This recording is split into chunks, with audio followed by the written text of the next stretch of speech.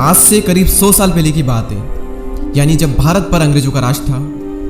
एक ट्रेन कई सारे यात्रियों से भरी हुई एक स्टेशन से दूसरे स्टेशन तक जा रही थी और उसी ट्रेन के एक डिब्बे में एक भारतीय मुसाफिर बैठा हुआ था और उसी डिब्बे में कुछ और अंग्रेज भी बैठे हुए थे।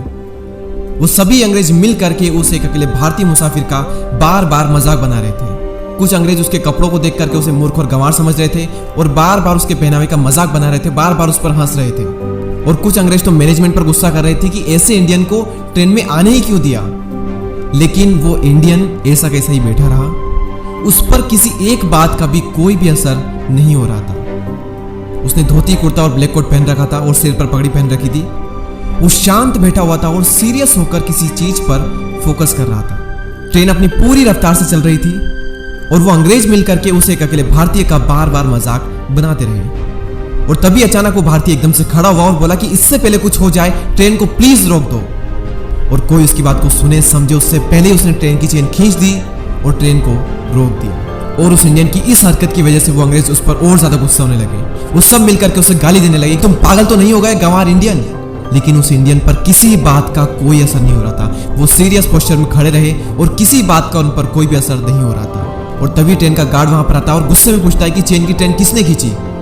इससे पहले कि वो अंग्रेज कुछ बोले, उस इंडियन मैन ने खुद ही एक्सेप्ट कर लिया कि ये चेन मैंने खींची है और मैंने ही ट्रेन को रोका है। और तभी उस ट्रेन के गार्ड ने गुस्से में कहा कि कहीं तुम पागल तो नहीं हो गए हो क्या? पहली बार किसी ट्रेन में सफर कर रहे हो क्या? तुम्हें नहीं पता कि बिना किसी वजह ट्रेन को रोकना एक क्राइम है? और तभी उस इंडियन ने शांत स्वभाव में कहा कि मुझे पता है कि ट्रेन को रोकना एक जुल्म है, लेकिन अगर मैं ये ट्रेन नहीं रोकता तो हजारों लोग इस ट्रेन में बैठे बैठे अपनी जान खो देते। और उस इंडियन की इस बात को सुनकर के सभी अंग्रेज हंसने लगे। और उस इंडियन ने कहा कि ट्रेन की पटरी आगे से टूटी हुई है, अगर आपको मुझ पर यकीन नहीं होता तो आप आगे जा करके देख सकते हैं। और उस इंडियन की इस बात को सुन करके ट्रेन का गार्ड और कुछ अंग्रेज ट्रेन से नीचे उतरे और आगे चेक करने के लिए जाते हैं। और रास्ते में भी कहते जा रहे हैं कि इंडियन सिर्फ हमारा टाइम वेस्ट कर रहा है, ऐसा कुछ भी नहीं है। और जब वो अंग्रेज थोड़ा और आगे पहुंचते हैं और देखते हैं और देखकर वो शॉक्ड हो जाते हैं कि सच में ट्रेन की पटरी आगे से टूटी हुई है। पटरी के एक हिस्से में नटबोल्ट निकले हुए हैं और वहां से वो 2 हिस्सों में बटी हुई है।